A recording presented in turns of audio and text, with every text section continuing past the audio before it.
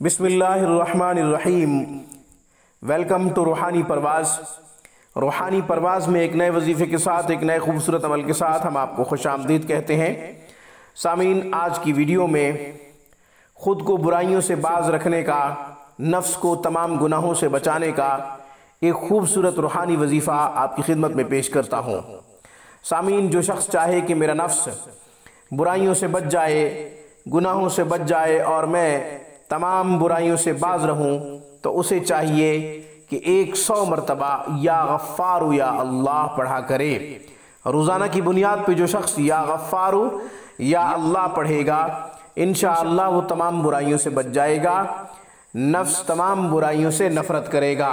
जब नफ्स तमाम गुनाहों से नफ़रत करने लगे तो फिर नेकी का शौक़ पैदा हो जाता है, और जब नेकी का शौक़ पैदा होता है तो फिर नेकी करने की तौफीक भी मिल जाती है, और फिर सबकत करता है साबिक़ू इला मग़फ़िरतिम मिन रब्बिक।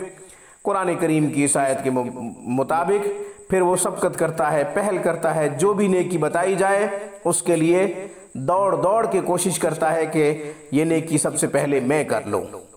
आज की वीडियो में बस इतना ही। रूहानी परवाज़ को सब्सक्राइब कीजिए। हमारी तमाम वीडियोस की अपडेट हासिल करने के लिए घंटी के बटन को दबा दीजिए। अस्सलामु अलैकुम वरहमतुल्लाहि वबरकातुहू।